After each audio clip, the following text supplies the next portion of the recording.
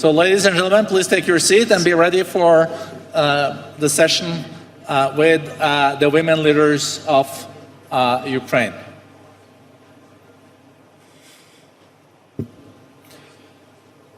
Good afternoon and welcome to this very important session with these foremost women leaders from Ukraine. I think we all were very much touched by the speech and interventions from your president. He really said to us at the end that we should wake up every morning thinking about how we can support Ukraine.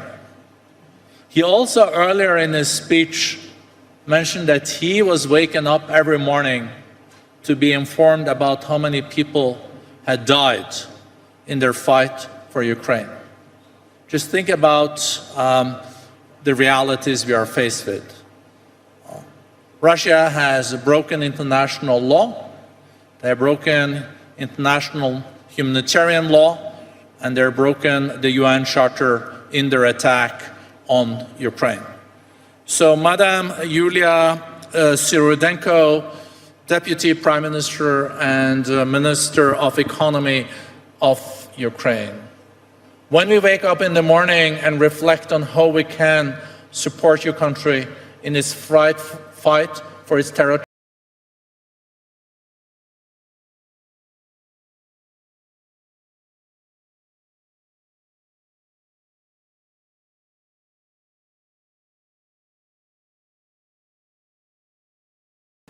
to all democracy country, for those one who support Ukraine, who actually put Ukrainian lives above oil and gas from Russia, who puts Ukrainian lives above some benefits that can achieve from Russia. That's why we are really grateful for that support. And actually, for the first days of wars, it seems for us gloomy. We predict it's very gloomy, but no, because of resilience of Ukrainian business and because of the assistance from our partner side, all essential systems are operating. Banking system, IT sector, retail chains, railways, post service, they all are operational right now.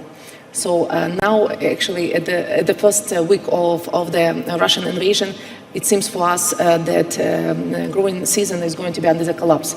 But now our Ukrainian farmers, they, use all land just for providing us with the food and providing world with the food.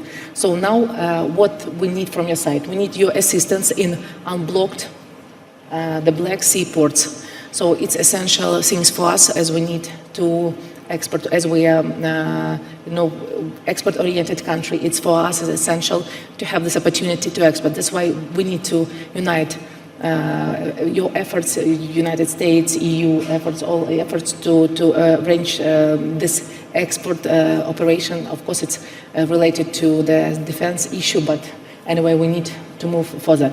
Of course, we are under our infrastructure under attack every day, but we are not giving up, and we are continuing to fight. And that's why I think that economic front as essential as a military front, and that's why doing actually some measures that you providing us with help us to fight with Russian invaders on economic front. That it's not less than the military one.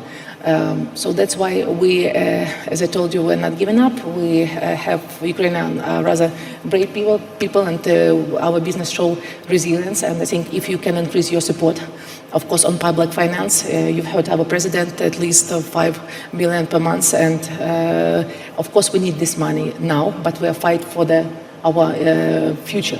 So that's why it's the second items after the reblocking port that we are struggling right now. And the third one, of course, it's frozen assets of Russians. So Russian oligarchs, they can be confiscated in proper way and be directed to the fund that might cover all these damages caused by invaders. That's why I think that these three items we can focus on, and we would be grateful if you can increase your sanction policy and can focus on the three items that can solve us and help us to fight on economic front. No, thank you so much, and I'm glad to be able to inform you that on Wednesday there will be a meeting, and I think you're already invited, Deputy Prime Minister, where 70 CEOs now have signed up for CEOs for Ukraine, also showing that the private sector is really walking the talk. I think that's a good segue to you, Evgenia Kravchuk, member of Parliament. And when we prepared this session, you told me that you are, on behalf of the parliamentarians, you have coined your group as Women Diplomatic Battalion. Yes, that's right. And I guess you also listened to what Deputy Prime Minister said about rebuilding and reconstructing Ukraine, and how can we support both humanitarian way, but also to create the future for the young people of Ukraine. Thank you so much. First of all, I wanted to tell you that the war is still there. I brought you a piece of striking element of Iskander missile that hit Kyiv region in March. It was collected by my husband, who is police officer in Kyiv region. And he told me, bring this and show this to political leaders, to organizations, and tell that we are still suffering and we need to win in this war to stop this suffer of Ukraine and give the future to our kids, to my 8-year-old kid who has to go to basement when we have an air siren.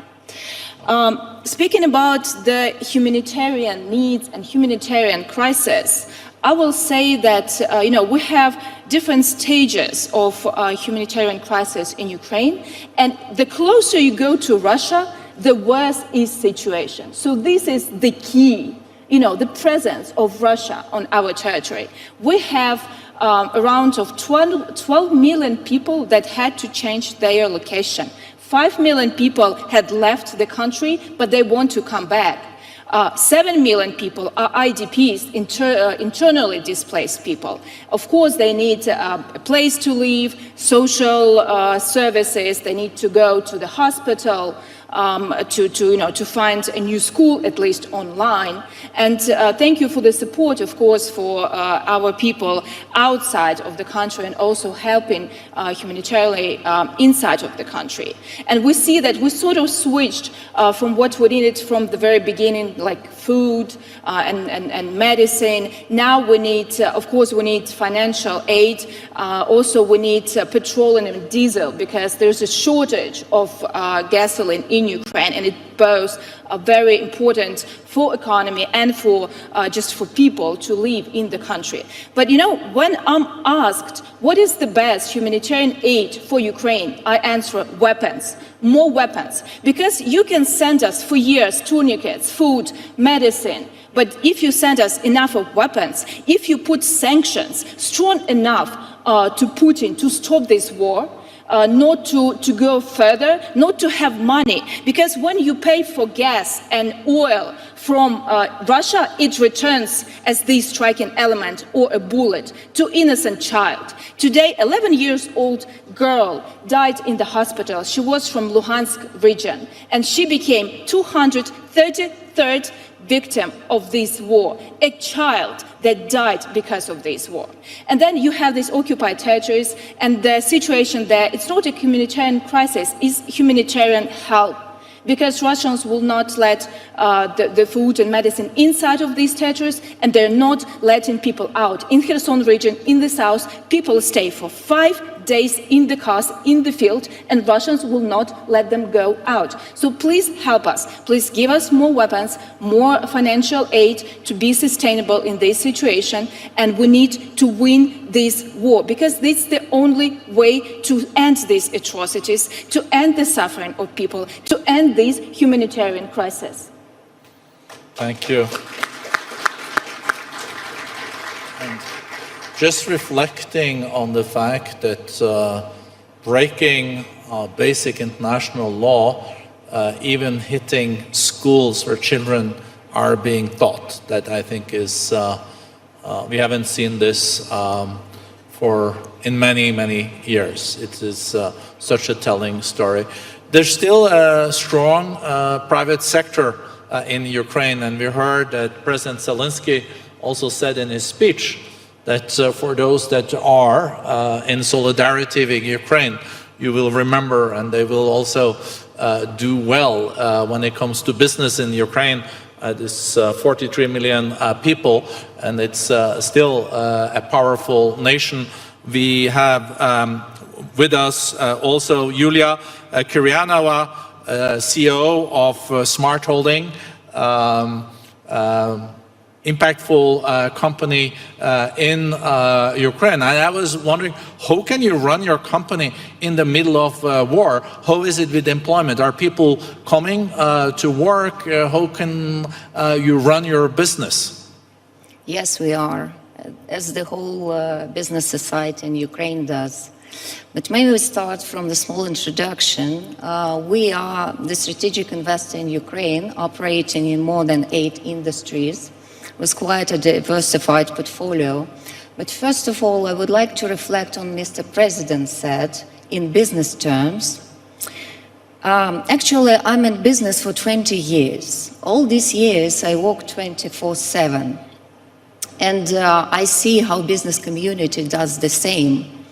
We survived the crisis of 2008, the beginning of war 2014, pandemic crisis. Also, we survived all the elections, you know, and this is a challenge for the business, not just to operate, but to develop further. And we are like Alice in Wonderland. We have to run quicker to stay where we are. And we are not staying where we are. And you can see it by the numbers in the Ukrainian economy. So, and unfortunately, this is not the hard work that brought us to this stage, but the war. And I would say that the war impact is unprecedented. So, looking back at 2014,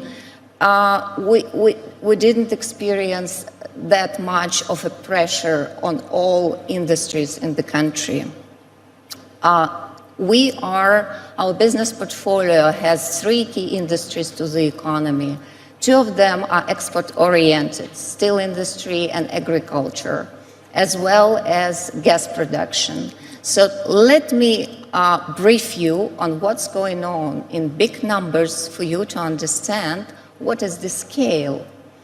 So in steel industry, in 21, we produced, the whole industry produced 23.5 million tons of steel products and merchant pig iron. Now, and we exported 80% of that. Now it dropped to 8 something and 6 to be exported. This is 1/3. And the reason of that, actually, we have a stake in the largest steel and iron ore producer, Metinvest, and we contribute 70% of exports to the entire export of the country. 2 steel mills went out of operation in Mariupol for the reasons you know.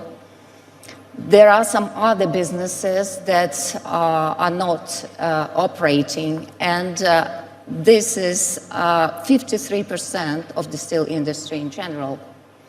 Iron ore is a different story because here the export channels are not working well, therefore we just do not increase production enough to be able to export everything.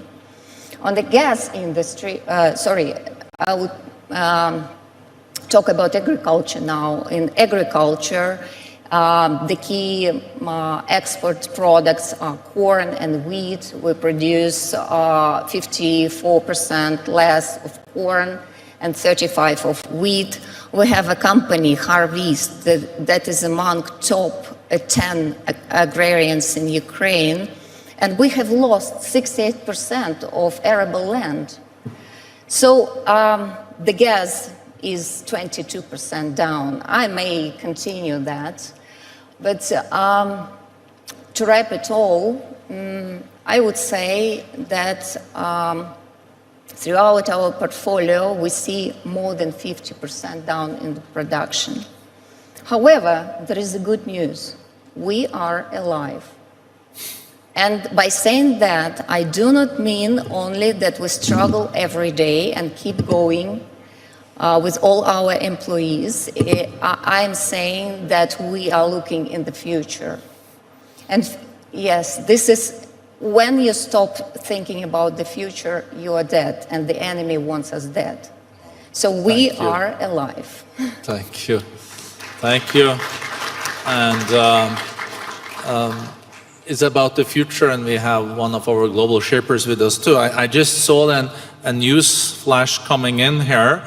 A Russian soldier was convicted of murder and sentenced to life in prison in Ukraine's first war crimes trial since the invasion began, sending also a strong message about the atrocities you have seen. And I think we have all been just heartbroken to see what this war has brought, and the way also the Ukrainian people are suffering. Let me then go to Ulyana Avtonomova.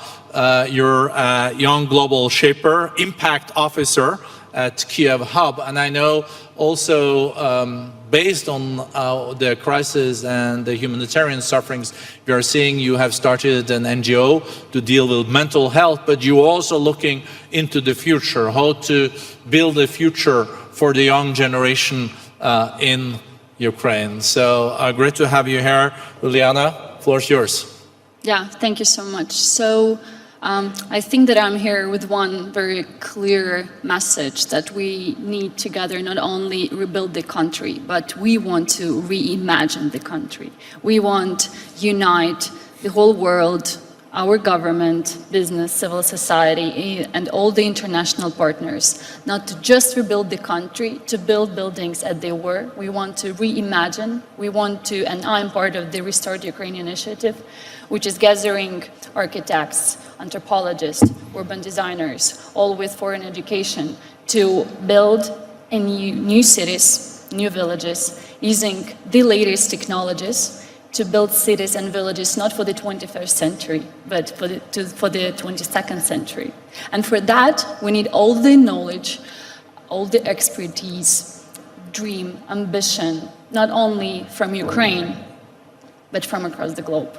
And we ask to join us on this journey, and we ask you to be bold, to think how we actually can do it, how we actually can use all the latest technologies to build new cities, to build new areas, to reimagine civil society, governance, to think how digital currencies could influence daily lives of people. And for that, we need to join international community and the best knowledge, bring it to Ukraine and do it together with Ukrainians.